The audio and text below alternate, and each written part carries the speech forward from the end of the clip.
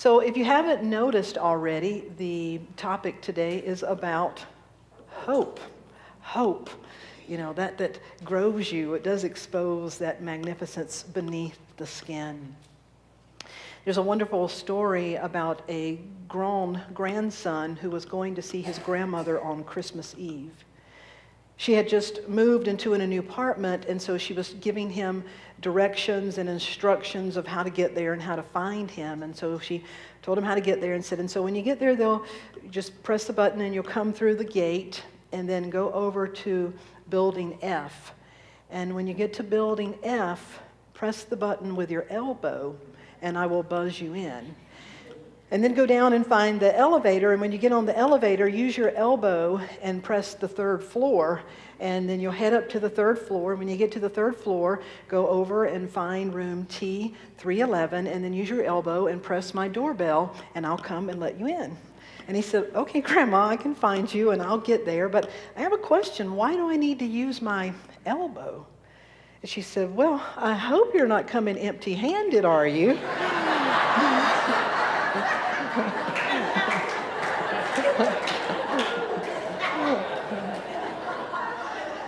I hope you're not coming empty-handed. Hope is never empty-handed. Hope always knows where we are. And no matter where we are, hope is there. This is a quality of hope that I think not everyone really understands, because this is a quality of hope that is an attribute of who we are. You see, this time of year in Unity, there's a number of things going on. We celebrate a lot of different things, and so when you talk about the traditional Christmas story, there's the man Jesus and what he accomplished. In Unity, we recognize the gift of what he brought as being what we call Christ consciousness. And the gift that he brought was to say, hey, this is not exclusive for me, but the things that I do, you can do an even greater. That his message was to wake up the world to this level of awareness that recognizes, his last prayer was, Abba, may they know that they are one with you, just as I know I am one with all creation, with all that is. And so it's about celebrating this dimension of who we are as an expression of all that is. It's the magnificence beneath the skin that is the very essence of each of us. And that's where true abiding qualities such as hope, compassion, love, peace, abundance, these are things that are never dependent upon external conditions, because they flow from a dimension of who we are, that they can be presence in the midst of anything. But it sometimes requires us new visioning and sort of reframing the possibilities and what this means in our life. And so that's what we're talking about today as we look at this first quality of our spiritual nature that we call hope. There's some beautiful quotes and a few scriptures that I'd like to share with you about hope. I love this one from Emily Dickinson. Hope is the thing with feathers that perches in the soul and sings the tune without words and never stops at all. And then from the writers of Hebrew, we have as an anchor for the soul. We have this hope as an anchor for the soul. Isn't that beautiful imagery? Hope is an anchor for the soul, firm and secure. It goes on to say it enters the inner sanctuary behind the curtain, or behind any veil, behind any appearance or any screen. Hope is there. The next one comes from Bishop Desmond Tutu, who says, hope is being able to see there is light despite all of the darkness. And then the final one from Colossians. For God wanted them to know that the riches and glory of Christ are for all of you, for you're Gentiles too, for that Christ is the hope of glory. I love that, because it truly means that there's a part of us that is more than meets the eye. that if you can see that potential within yourself, to really believe it. When I lived in the Seattle area, if any of you have lived in that area, it lives up to its reputation of being gray sky and dismal a lot of time. And there's beautiful Mount Rainier. There's this absolutely gorgeous mountain. And I can't remember statistically the days, but it's not as many as you would like, where the saying there is, the mountain is out. It means that there's enough sunshine and the skies have dissipated that the mountain is out. But for the next 47 days, it may take faith. It may take hope to believe. I can't see it, but it's still there. And that's what true hope is. It's knowing that there's always something there, no matter what's obscuring it, no matter what's in front of us. And so that's what we are exploring today. Exactly what is this hope? And so, number one, what is hope? Number two, what inspires hope? Where does it come from? And then number three is how? How do we keep our hope alive and well? How many of you are well aware you've had those times in your life where it seemed like hope was really hard to find?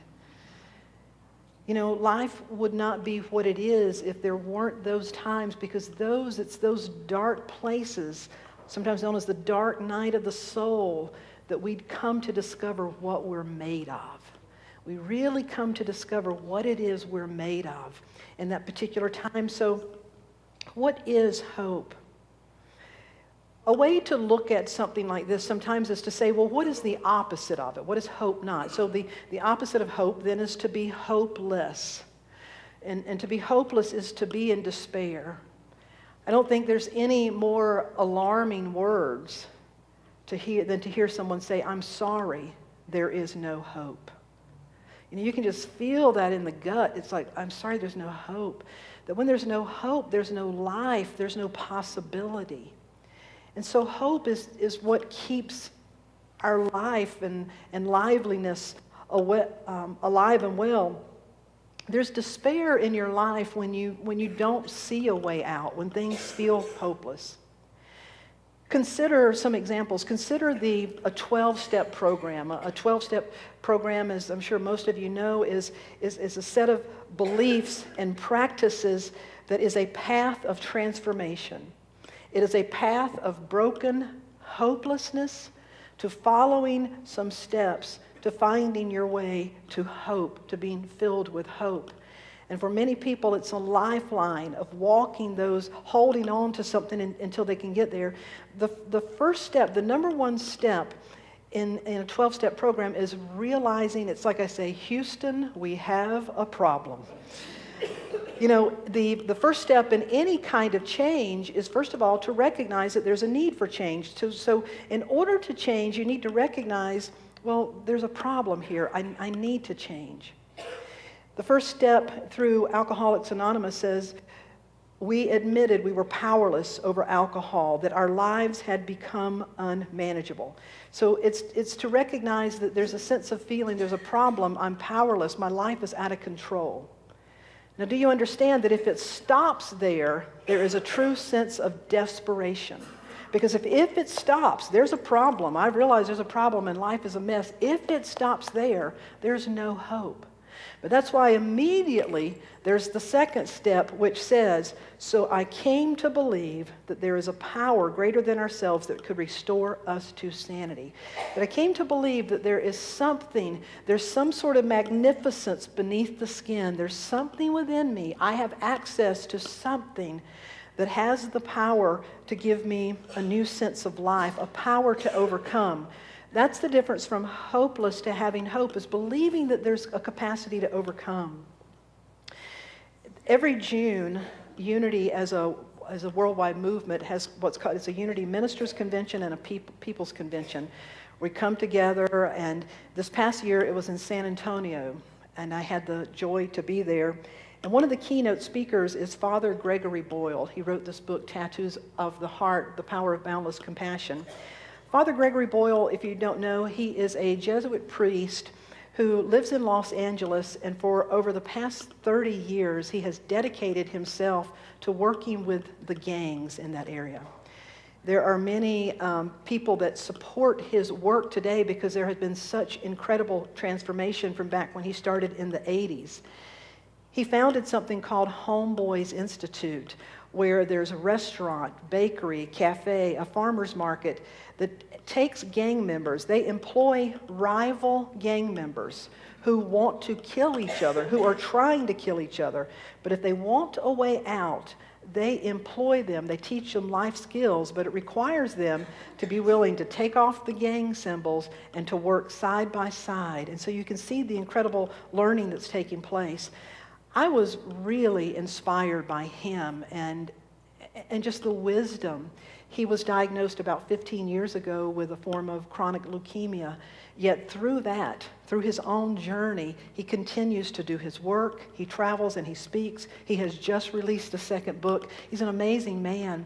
And I took some notes. And this week when I was working on hope, I remembered him because he inspired such hope in me.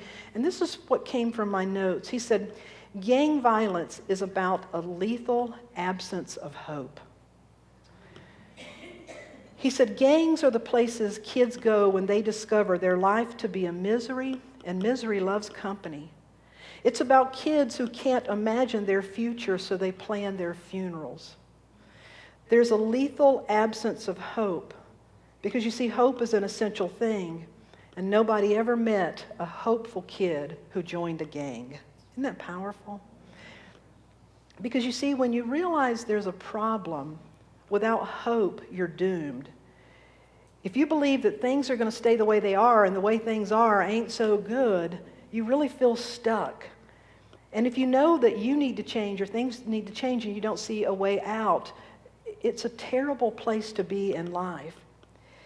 What Father Gregory talked about is that what he believes his mission in life are to create exit ramps, off ramps.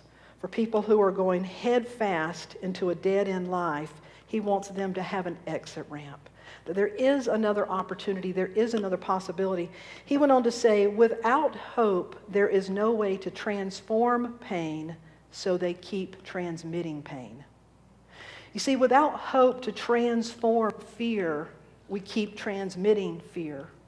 Without hope to transform our prejudice, our whatever it is, our sense of brokenness. Without hope of transforming brokenness, we're just going to keep transmitting the brokenness. And that's powerful when you really begin to understand that. So the key is then do you really believe there's hope? And not just for me or for you, but do you really believe that everybody has some ray of hope, some light of hope, some spark of hope? Have you noticed how with all of that languaging, there's always light associated with hope? Dr. Dale Archer said, if I could find a way to package and dispense hope, I would have a pill more potent than anything else on the market, because hope is the difference between being a victim and being a survivor. It's a powerful thing to have hope. So then we realize it's essential. We need it. We know what it looks like and feels like to have an absence. And we do understand that there can be, if there's a lethal absence of hope, then there's no will to live, really. And so then the question becomes, well, what inspires hope? Where does it come from? I've really sat with that all week. I've been asking myself this question, what inspires hope? Where does it come from? And finally, in meditation, when everything else got empty, these words bubble up. What inspires hope? Possibility. You see, there's only one thing that inspires hope, and that is it's simple yet profound. It is possibility. The scripture says, ask and ye shall, seek and ye shall, knock and the door shall be open. So between asking and receiving, there is possibility. Between seeking and finding, there must be some possibility. Between knocking and having the door open, there has to be a possibility. And so the fact that the possibility is there is a very, very powerful key. So what inspires hope is true possibility. But it's not a possibility that's born of circumstances or dependent upon any condition being in place. I mean, have you noticed in life, have you ever had your life be such that you finally kind of got it figured out? And you had enough of it, it's like you wrestled it down. And you got enough of it under control that you thought you could breathe. And then it's like, remember that old game Whack-A-Mole, where the moles kept, every time you think you just about got them all, something else pops up. That there's no such thing as having all of this out here under control. I mean, just try to control 2 or 3 people in your life, much less the rest of the world. It's like, we can't, if all of y'all would do what I want y'all to do, it'd be heaven on earth for me. But it doesn't work like that. And so our hope cannot be dependent on things out here being a particular way. But that's a common misconception, because typically our hope is sort of what I call a seesaw hope. It's up and down. We say things like, well, I hope it'll turn out all right, or, I hope he comes back, or, oh, I hope he doesn't come back. That kind of, whichever way it is, that, I hope the biopsy is going to be okay. I hope this is okay. There's nothing wrong with having those hopes, but if it stops there, it's really more of a wishful thinking or magical thinking, because it's totally tied to, well, if that all works out okay, I'll be okay. You see, our hope must go beyond the surface. Otherwise, it's what's called, it's built on sinking sand or shaky ground. That we must find something within us. And that I say that hope is powered by possibility. It's not horse-powered, it's source-powered. That hope is a source-powered possibility. And it's a true, I'm going to make bumper stickers, I think, by the way, because I like that. Source-powered possibility, hope. It's a part of who you are. That it's a part of our essential nature. That's why Jesus and other master teachers have said, don't judge by appearances. Don't judge by what's right in front of you. Because you can run into a dead end quickly. You can run out of hope very quickly. Your hope must be rooted in something beyond that. It doesn't mean that you don't get upset. It doesn't mean that you don't hurt. It doesn't mean that you're not, really in pain at times. But it does mean that you take those facts, the facts at hand, with a greater truth that says there's a part of me, there's the essential nature with me, the magnificence beyond what you see right here, always knows a way. There is always a way. There's always another way when it comes to this incredible quality of hope. How many of you remember the old-fashioned slide, those round things where they had a bunch of slides in them? What were they called? The carousels with the slides, and you had the projector, and you'd see this one, and then you'd see this one, and then you'd see this one. Well, so often in life, what we're projecting, or the screen that's in front of us, we confuse ourselves with that. That we're not the screen, we're not just what is being projected, but we are the light. We're the light that is beyond and behind. And so ideally our hope is rooted in that. That our hope is not rooted in the quality of the screen or what's in front of me and how does this happen or not happen, but our hope is really tied and rooted in the light of who we are. There's a scripture in Habakkuk, the Old Testament, that says, even if the fig tree does not grow figs, and there is no fruit on the vines, even if the olives do not grow and the fields give no food, even if there are no sheep within the fence and no cattle in the cattle building, yet I will have joy in my Creator. I will be glad in the God who gives me life. This God is my strength and has made my feet like the feet of a deer and makes me walk on high places. You see, there's a higher level of consciousness. It's called Christ consciousness. The Buddhists would call it the Atman. There's a dimension of us that is always fully connected to our divine inheritance, to the spiritual resources that are available in spirit. And so it's to identify with that in our lives. So where does hope come from? It comes from possibility. That there's always something possible. And if you don't believe possibility, if you're not thinking of possibility, you're sort of thinking dead end thinking. So how do we then cultivate, how do we keep hope alive in our life? If it's born of possibility, and if the possibility is a part of our true nature, the great I am that I am within us, then how do we keep it alive? Well, the first thing that we do is we continually develop newer and higher pathways of thinking, of being, of seeing the world. There's something called dead-end thinking. I'm sure all of you have exhausted yourself, exhausted your resources, exhausted your know-how, and run into a dead end. Yes? 9 of us, okay. I think pretty much all of us, we know what that feels like. To just, I don't know how. And a lot of us inherit what I call dead-end thinking. It's like, that's just the way it is. That's one of the most deadly things on earth, is to buy into that. That's just the way it is. That's not true. That's just the way it appears according to my perception at the moment, blah, blah, blah. So there's dead-end thinking, or there's divine thinking. Divine thinking is when I find myself in that same place, I'm at the edge of my resources. I don't know how. I don't know how this is going to change. I don't know if there will be a cure. I don't know if this will happen or that happen. But I stand here and I keep myself open to the divine possibility. Because no matter where I am, something good can come from it. I did not say all things are good. Evil, horrific things happen in this world and happen to people. We don't put our head in the sand about that. But what we do absolutely know and believe is that no matter what has happened, there is something good that can come from that.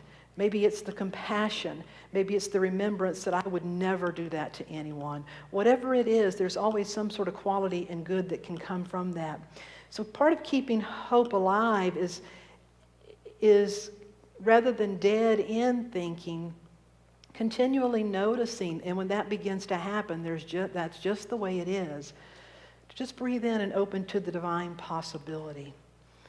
Many of you will probably recognize the name William James, who was an American philosopher, psychologist. He's considered quite often as the father of psychology. And you would think, as the father of psychology, he probably had it together all of his life. Not true. He writes some of the things about him. He came from an accomplished family. This is back in the 1800s. His father was a wealthy, prominent theologian. His brother, Henry James, was a very successful writer who his novels are still studied today. Well, William James, into his 30s, was the unaccomplished one in the family. He didn't really measure up. He was sick as a child. He didn't have a lot of confidence in himself. And at first he thought, well, I wanted to be an artist or a painter, so he tried that a little bit. And then he enrolled in medical school, and then he left that and he went on an expedition. He went up the Amazon River. And so he even finally quit that as well. He chastised himself for failing at everything. And so in his diary, he wrote, "Today I about touched bottom and perceived plainly that I must face the choice with open eyes." And he talks about, will he end his life? He was contemplating suicide because he felt like that there was just no hope for him. The next day, he says, "Before I do anything rash, I will conduct a year-long experiment to see if I can become a better person, to see if there is such a thing as free will to change." And so what he decided to do over the next year, he decided that he was going to approach everything in life with this mantra: change is possible. That whatever he encountered, he would say, change is possible. And in the period of 1 year, his life changed and improved dramatically. He really found a renewed interest in what he was doing. He met Oliver Wendell Holmes, and they began to work on some stuff together. He got married, and by the end of that, he said there is something in every man that can change, and that this is no small thing, that change is possible, for it means that we are free to manifest our potential. So the first thing to realize is that how do we keep hope alive? Is to realize that this can change.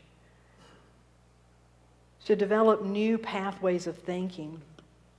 The second way we keep hope alive is by giving it away. You see, this is giving hope away. We, as a spiritual community, we sponsor families and children where we bless them with Christmas gifts. But you see, what I am doing when I do this, and what I believe we're doing, is we're saying, I believe in you. And what I'm even saying below that is, I believe in the potential within you. You see, that's a great gift we can give to every person, to say, I believe in you. I have hope in you. I believe in the potential that's in you. No matter, now you don't typically say, no matter how you're showing up today, you're a total jerk. I still believe in the potential that's in you. That usually doesn't go over real well. But you know, you don't even have to say it out loud. But people that you interact with, I believe in you. I believe in the potential in you. It's a great namaste practice of acknowledging the divine within each. I had a real aha experience with this a few weeks ago. Several weeks ago, my beloved laptop Macintosh computer that I've had since 2011. I was working on my Sunday talk one day, and my water bottle was beside it. And I got up and walked away, and I didn't realize when I did, that the water bottle fell over, but the lid was on it. But when I came back, I noticed it had leaked. And so I grabbed it up, and like a mother going to the emergency room, I got in my car and I headed to the Mac store before my baby could drown. You know, I'm like, let me get there, help somebody. And so it's not coming on and off, and it's not looking good. So I literally get in my car, go into the Mac store, and I realize I'm feeling anxious. So as I'm driving, I do some breathing. And the first thing that always helps me is gratitude. So I'm like, okay, I am grateful for Donna Bricky, who comes to this church, who volunteers for our IT, who reminded me a few weeks that I needed to back up my computer. Thank you, Donna. So I'm seriously practicing gratitude. And then I'm just calming myself, and I'm saying, you know what? I hope it's okay. What I'm really asking for is the highest and best that can come out of this. I mean, this was painful. My lap, everything on this computer. So I get to the Macintosh store there in the Biltmore shops, and I run in with it, again, like a mother with her child in the emergency room. Like, my computer's drowning. Could someone help me?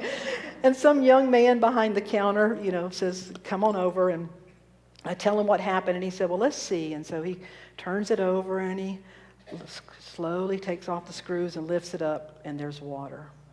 And he says, well, I'm not an engineer, but that's not a good sign. Even I knew that was not a good sign. He's like, you know, water and electrical components don't usually work well together, he said. It's probably fried. It's probably not going to work. He said, but I'll tell you what, let me get your hard drive out, and if you want to wait a few minutes, I'll see if there's anything on that. So now I'm walking around in the store, again praying, God help my computer, help me, help him. You know, I told the guy, I said, you know, I believe in you, just do what you can. So he comes back in a minute and he says, good news, you know, the computer is gone. But the hard drive, I'm going to be able to pull your information. And so if you'd like, if you want to pick out a new computer, I can just go ahead and put it on it for you. And I'm like, you mean me, myself, pick out a new computer? You did hear me say I've had that one since 2011, right? And so he says, yeah, just look around, and there's this round circle, and I walked around it like a cow at a grazing thing, just kept going. Just walking around. I poked things like, and looked at price tags. I don't know why this one's 3 times, I just kept walking around and listened to people, walked around some more, and finally he came back over and he said, so have you made a decision? Do you want to purchase one? And I looked him straight in the eyes and I said, if I was your mother.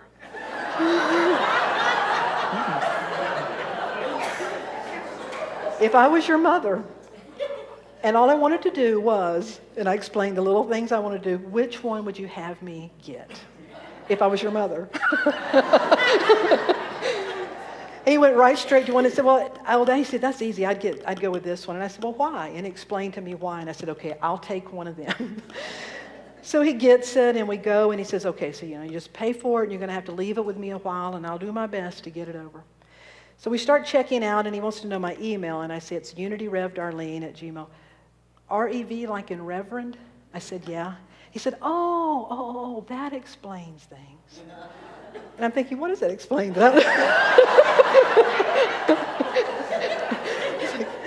That explains things.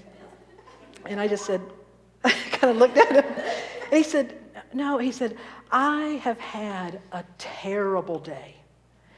And he said, I've just been in a terrible mood and all uptight. And he said, I don't know what it is, but since I've been working with you, he said, I've just calmed down. He said, I feel happy now. And I'm thinking, really? But he said, that explains it. I feel so much more calm. I feel so much better. He said, I really feel different. And I literally thought, wow, I believe this, but to have someone right there say, when you calm your own self, when you set good intentions. And I said, well, I believe in you, and I really appreciate your helping me. You're very knowledgeable, and I believed in you. And he said, well, I guess we helped each other, didn't we? I said, yeah. And he said, wow, that's deep. Richard. That's deep.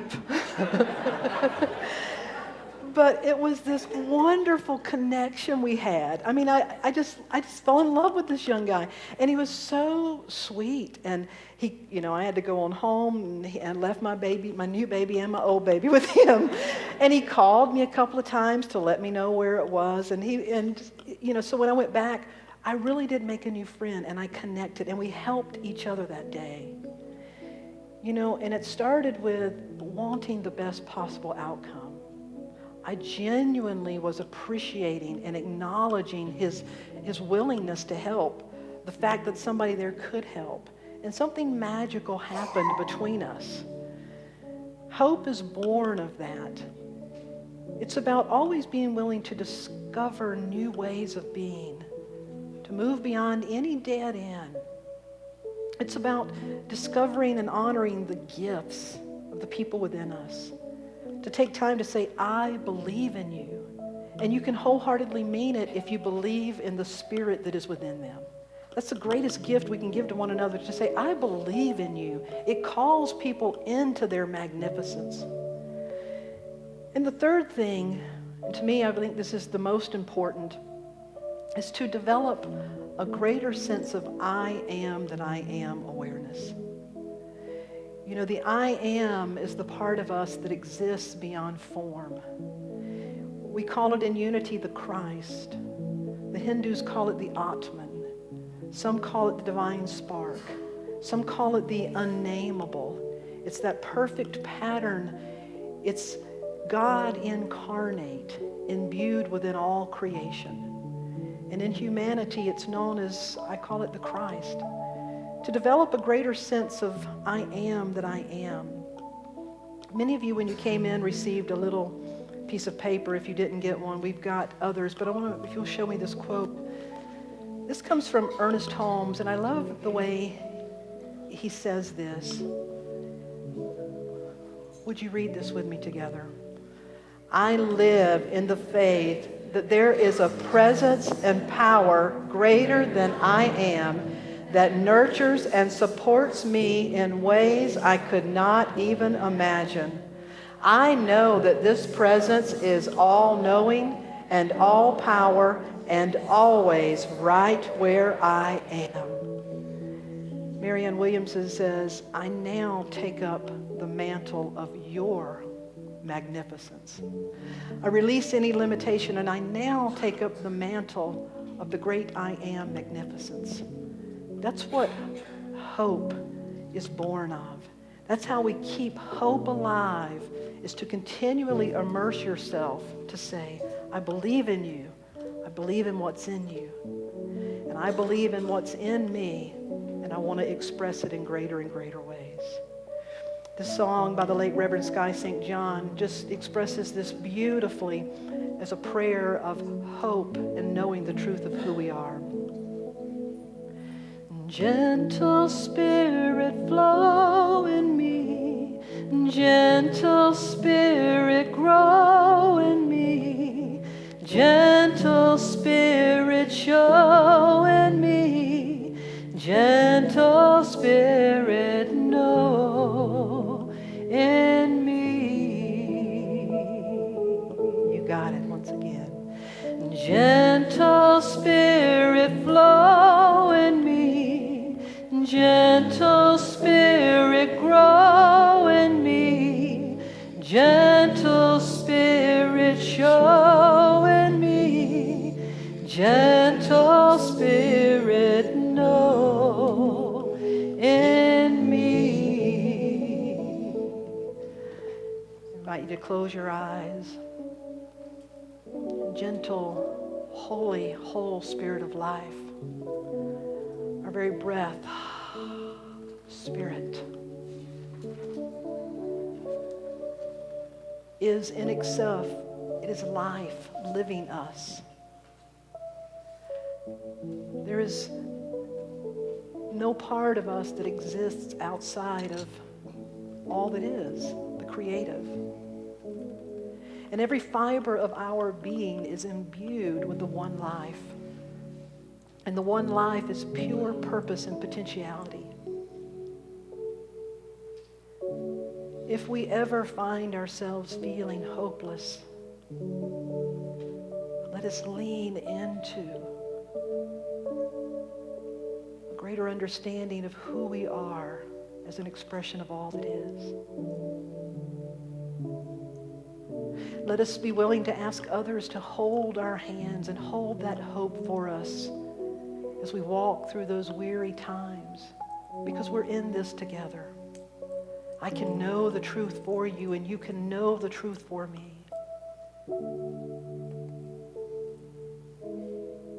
I can say that I believe in you and mean it wholeheartedly because I believe in the life that is living you.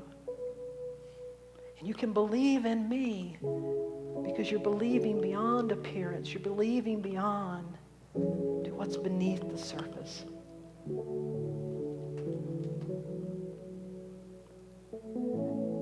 May we anchor our hope in the truth of our being. May we rise up with wings of eagles. May we stand firmly planted in the times that we need to stand. May we be flexible like the willow tree, always willing to let go, never grasping, but holding wholeheartedly.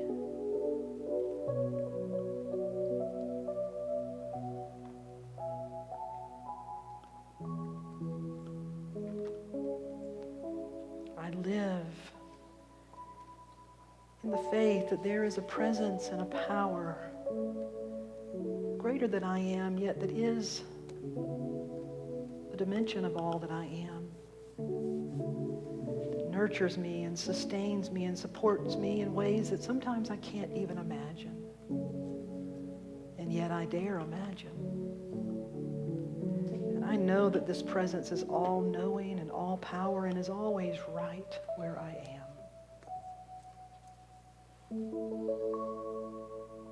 And I put my hope in that.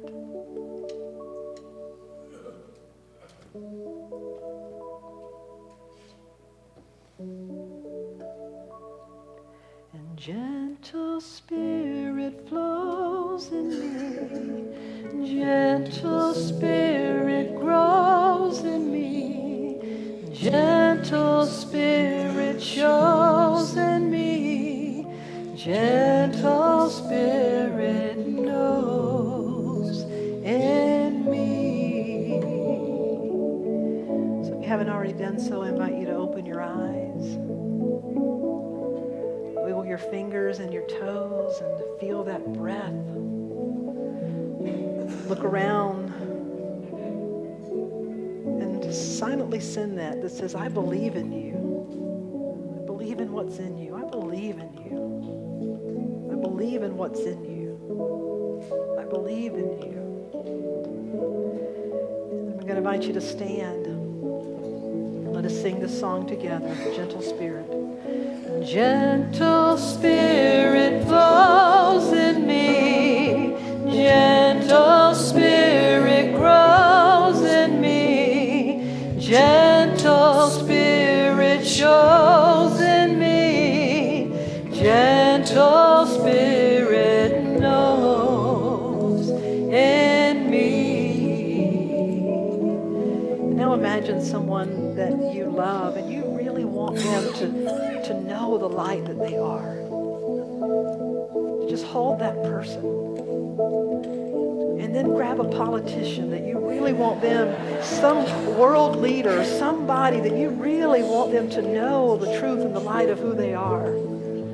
Sing, Gentle Spirit flows in you. Gentle Spirit flows in you. Gentle Spirit grows in you. Gentle Spirit knows in you. Gentle Spirit knows in you. You sound beautiful. Make it personal again in me. Lift your voice. Gentle Spirit flows in me. Gentle Spirit grows in me. Gentle Spirit shows in me. Gentle Spirit knows in me.